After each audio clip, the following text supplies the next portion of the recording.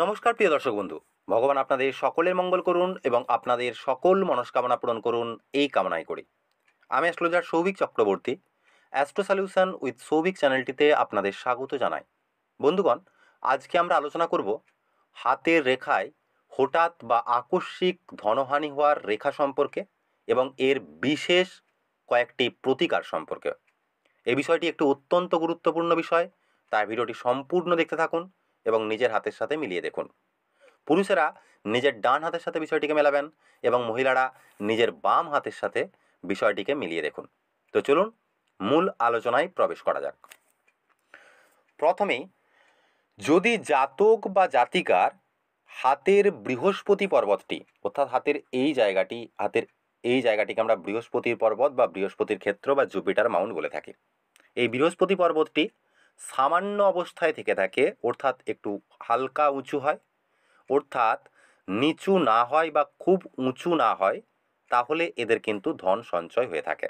এবং এর সাথে সাথে যদি হাতের আয়ুরেখা থেকে নির্গত হয়ে একাধিক রেখা, অর্থাৎ হাতের এই রেখাটিকে আমরা আয়ুরেখা বা জীবনরেখা বা লাইফ লাইন বলে থাকি, এই রেখাটিকে আমরা আয়ুরেখা বা জীবনরেখা বা লাইফ লাইন বলে থাকি। এই আয়ুরেখা থেকে নির্গত হয়ে যদি এই ধরনের একাধিক রেখা এইভাবে বৃহস্পতি পর্বতে চলে যায়, দুটি থাকতে পারে, তিনটি থাকতে পারে বা চারটি থাকতে পারে, এই ধরনের রেখা যদি বৃহস্পতি পর্বত পর্যন্ত পৌঁছে যায়, এই রেখাগুলিকে আমরা প্রোগ্রেস লাইন বা অ্যাম্বিশন লাইন কিন্তু বলে থাকি এই রেখাগুলিকে।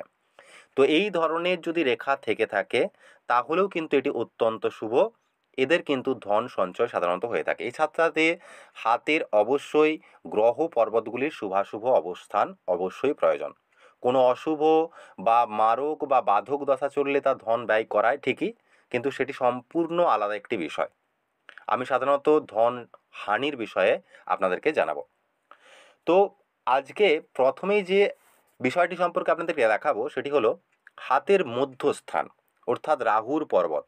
হাতের এই জায়গাটিকে আমরা রাহুর ক্ষেত্র বা রাহুর পর্বত, এই জায়গাটিকে আমরা বলে থাকি, রাহু মাউন্ট বলে থাকি। যদি এই জায়গাটি হাতে দাবা থেকে থাকে বা একটু নিচু বা একটু গর্ত টাইপের থেকে থাকে, তাহলে কিন্তু এদের কাছে ধন সঞ্চয় হতে সমস্যা হয়ে থাকে। এছাড়াও যদি হাতের শনি পর্বত বা স্যাটার্ন মাউন্ট, অর্থাৎ হাতের এই মধ্যম আঙুলটির ঠিক নিচের এই অংশটিকে কিন্তু আমরা শনির ক্ষেত্র বা স্যাটার্ন মাউন্ট বা এই জায়গাটিকে আমরা শনি পর্বত কিন্তু বলে থাকি। যদি এই জায়গাটিতে যদি দাবা থেকে থাকে বা নিচু থেকে থাকে, অথবা এই শনি পর্বতে যদি এই ধরনের ছোট ছোট রেখার সাথে সাথে এই ধরনের একাধিক আড়াআড়ি রেখা থেকে যদি জাল চিহ্ন ক্রিয়েট করে, অথবা যদি শনির ক্ষেত্রে একাধিক এই ধরনের আড়াআড়ি রেখা থেকে থাকে, অর্থাৎ হাতের এই রাহুর ক্ষেত্রটি যদি দাবা হয়, উঁচু না হয় বা একদমই ফ্ল্যাট টাইপের না হয়ে একটু দাবা বা গর্ত টাইপের হয়ে থাকে, এবং তার সাথে সাথে হাতে শনি পর্বতে জাল চিহ্ন অথবা শনি পর্বতে যদি এই ধরনের যদি আড়াআড়ি রেখা এই ধরনের আড়াআড়ি রেখা থাকতে দেখা যায়, তাহলেও কিন্তু এদের ধন সঞ্চয় হতে দারুণ সমস্যা হয়ে থাকে। দ্বিতীয়ত, যদি হাতের চন্দ্র পর্বত, অর্থাৎ হাতের এই জায়গাটিকে আমরা চন্দ্রের ক্ষেত্র বা মুন মাউন্ট বলে থাকি, এই জায়গাটি হলো চন্দ্রের পর্বত বা মুন মাউন্ট, হাতের এই জায়গাটিকে দেখতে হবে। যদি হাতে চন্দ্র পর্বতে যে কোনো প্রকারে একটি এই ধরনের ক্রস চিহ্ন থেকে থাকে, অথবা চন্দ্র পর্বতে যদি যে কোনো প্রকারে তিনটি রেখা দ্বারা সমন্বিতভাবে এই ধরনের হতে পারে স্টার চিহ্ন, অথবা এই ধরনের স্টার চিহ্ন যদি থেকে থাকে, অথবা হাতের চন্দ্র পর্বতটিতে যদি এই ধরনের রেখা থাকতে দেখা যায়, অর্থাৎ যে রেখাটির দুটি দিকেই কিন্তু এই ধরনের শাখা থেকে থাকে এবং তার সাথে সাথে যদি এই ধরনের আড়াআড়ি রেখা টাচ করে বা যে কোনো প্রকারে এই আড়াআড়ি রেখা ছেদ করে বেরিয়ে চলে যায়, এটিও হতে পারে, অথবা শুধুমাত্র এই রেখাটিও থাকতে পারে। যদি এই ধরনের কোনো চিহ্ন থেকে থাকে, এটি সরল হতে পারে, একটু বক্রভাবে থাকতে পারে, এই ধরনের চিহ্ন, অথবা এই চন্দ্র পর্বতে ক্রস চিহ্ন, যে কোনো প্রকারে চন্দ্র পর্বতে যদি ক্রস চিহ্ন থেকে থাকে অথবা চন্দ্র পর্বতে যদি স্টার চিহ্ন থেকে থাকে, তাহলেও কিন্তু এদের সঞ্চয় হতে দারুণ সমস্যা হবে। এদের কাছে ধন আসবে কিন্তু সঞ্চয় হতে সমস্যা উৎপন্ন হবে। এদের অর্থের ব্যয়, স্বাস্থ্য, ভুল ইনভেস্টমেন্ট, এই সমস্ত বিষয় থেকে সাধারণত হতে দেখা যায়।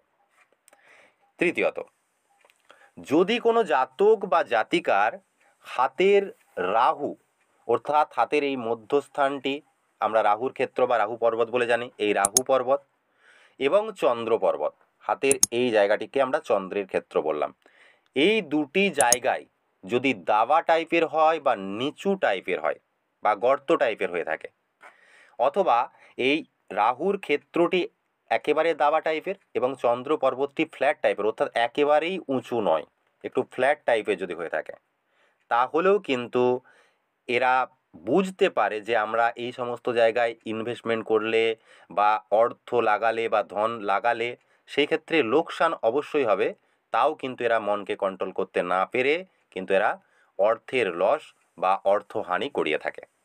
এই ধরনের যদি অবস্থান রাহু পর্বত বা চন্দ্র পর্বতের হয়ে থাকে তাহলেও কিন্তু এটি অশুভ মানা হয়ে থাকে। এছাড়াও চতুর্থ যে চিহ্নটি দেখাবো সেটি দেখতে হলে দেখতে হয় হাতের ভাগ্যরেখাটি। হাতের শনি পর্বত বা শনির মাউন্ট বা স্যাটার্ন মাউন্ট পর্যন্ত যদি পৌঁছে যাওয়া বা ঊর্ধ্বমুখী এই ধরনের যে রেখাগুলি থেকে থাকে সেটি হাতের মণিবন্ধ থেকে উৎপন্ন হয়ে যেতে পারে, হাতের চন্দ্রক্ষেত্র থেকে উৎপন্ন হয়ে যেতে পারে, অথবা হাতের আয়ুরেখা থেকে উৎপন্ন হয়েও কিন্তু যেতে পারে। এই ধরনের রেখাগুলিকে আমরা সাধারণত ভাগ্যরেখা বা লাক লাইন বা ফেড লাইন বলে থাকি। হাতে যদি একটি ভাগ্যরেখা থেকে থাকে এবং সেই ভাগ্যরেখা যদি এই ধরনের ভাঙা ভাঙা টাইপের হয়ে থাকে, অথবা হাতে যদি ভাগ্যরেখা যে কোনো প্রকারের থেকে থাকে, একটি দীর্ঘ এই ধরনের ভাগ্যরেখা থাকলো, কিন্তু ভাগ্যরেখার সাথে অ্যাটাচড হয়ে এই ধরনের যদি জব চিহ্ন থেকে থাকে, অথবা ভাগ্যরেখার একটি জায়গা একদম সরু এবং বাকি কিছুটি জায়গা এই ধরনের মোটা হয়ে থাকে, অথবা ভাগ্যরেখা সম্পূর্ণ একদম মোটা এই ধরনের যদি ভাগ্যরেখা একদম এই ধরনের মোটা দাগযুক্ত হয়ে থাকে, তাহলেও কিন্তু ভাগ্যরেখা অশুভ অবস্থায় রয়েছে বা পীড়িত অবস্থায় রয়েছে, এটা বুঝতে হবে।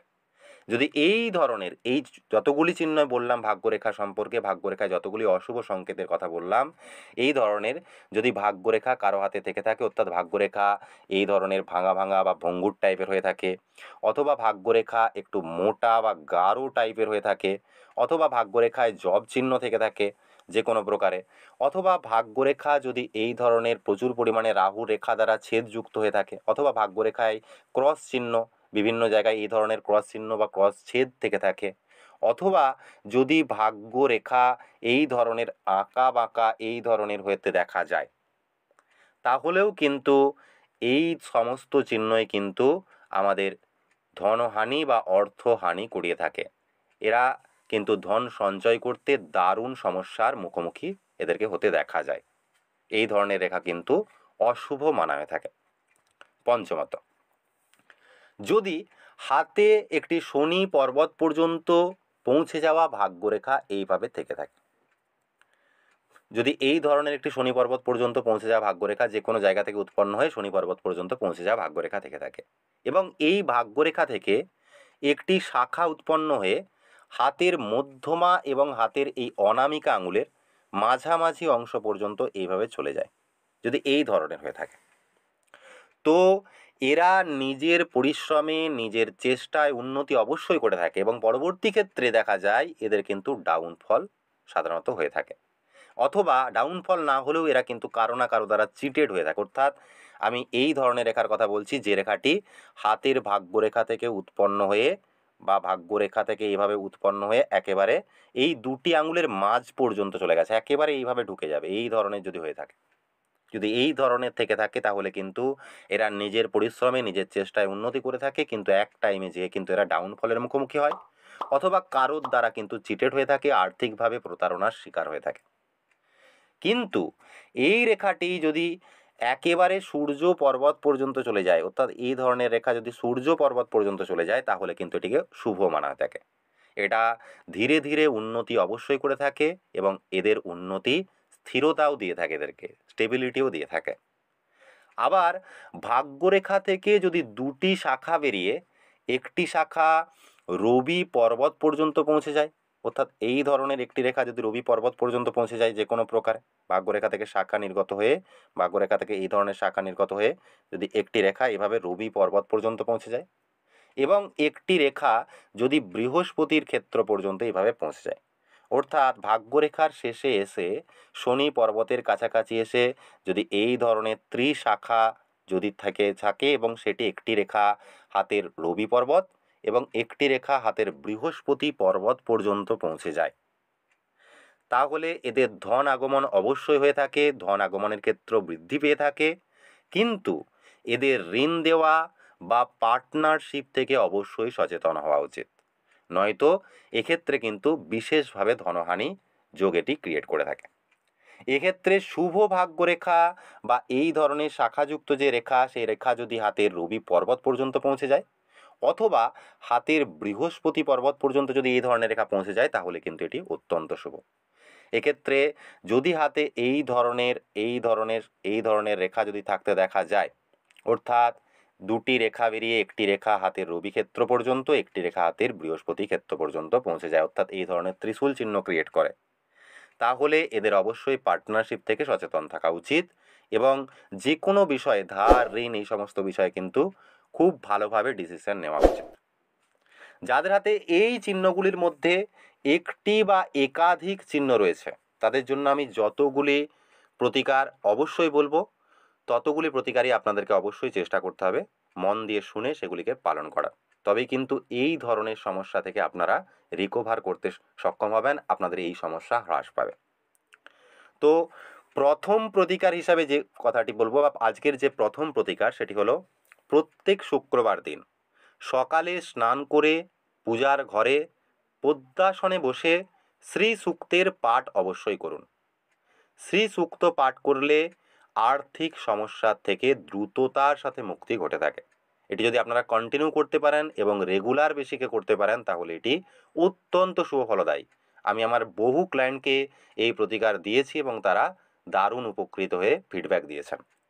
তো অবশ্যই প্রত্যেক শুক্রবার দিন সকালে স্নান করে পূজার ঘরে পদ্মাসনে বসে শ্রী সূক্তের পাঠ অবশ্যই করুন। সেটা আপনি একবার করতে পারেন, একাধিকবার করতে পারেন, তাতে কোনো সমস্যা নেই, কিন্তু প্রতি শুক্রবার আপনাকে এই বিষয়টি অবশ্যই করতে হবে। দ্বিতীয় যে প্রতিকারের কথা বলবো, সেটি হলো কোনো রাস্তার কুকুর বা স্ট্রিট ডগকে প্রতি শনিবার এবং মঙ্গলবার বা যে কোনো একটি দিন, অর্থাৎ শনিবার হতে পারে অথবা মঙ্গলবার দিন হতে পারে, সপ্তাহের যে কোনো শনিবার অথবা মঙ্গলবার অথবা শনিবার মঙ্গলবার দুদিনই আপনারা করতে পারেন, দুধ পান করান। যদি আপনারা রাস্তার কুকুরকে বা স্ট্রিট ডগকে দুধ পান করাতে পারেন শনিবার এবং মঙ্গলবার দিন দেখে, এবং এটি প্রতি সপ্তাহে আপনারা করতে পারেন, তাহলেও কিন্তু আপনার যে এই সমস্যা অবশ্যই হ্রাস পাবে, আপনার ব্যয় কম হবে এবং আপনি ঋণ থেকেও মুক্ত হতে সক্ষম হবেন। আজকের শেষ প্রতিকার বা তৃতীয় প্রতিকার সম্পর্কে যেটি বলবো, সেটি অবশ্যই শুনবেন। প্রতিদিন স্নানের পর ওং ব্রিং বৃহস্পতয়ে নমঃ, ওং ব্রিং বৃহস্পতয়ে নমঃ এই মন্ত্রের জপ 108 বার করে করুন। প্রতিদিন স্নানের পর ওং ব্রিং বৃহস্পতয়ে নমঃ মন্ত্রের জপ 108 বার করে করুন। এটি আপনি ঠাকুর ঘরে করতে পারেন, আপনি সূর্যের দিকে মুখ করে বসে অর্থাৎ পদ্মাসনে পূর্বমুখে বসে করতে পারেন, বা আপনি আপনার নিজের ঘরেও শুদ্ধাসনে বসে এই জপ করতে পারেন। অবশ্যই স্নানের পরে এটি করতে হবে। এই উপায়গুলি যদি আপনারা কন্টিনিউ করতে পারেন, তাহলে এই অশুভ চিহ্ন অবশ্যই হ্রাস পাবে এবং হাতে দেখবেন এই অশুভ চিহ্নের ক্ষেত্রে শুভ চিহ্নের আগমন ঘটবে এবং আর্থিক সমস্যা থেকে আপনারা অনেকাংশেই মুক্তি পাবেন। যদি ভিডিওটি ভালো লেগে থাকে তাহলে বলবো লাইক, শেয়ার এবং কমেন্ট করতে ভুলবেন না। আর চ্যানেলটিকে এখনও সাবস্ক্রাইব করে না থাকলে এখনই সাবস্ক্রাইব করুন এবং পাশে থাকা বেল নোটিফিকেশান বাটনটিকে অন করে দিতে ভুলবেন না। আপনারা সকলেই ভালো থাকুন, সুস্থ থাকুন। আপনাদের অসংখ্য অসংখ্য ধন্যবাদ। ওং নমো ভগবতে বাসুদেবায়।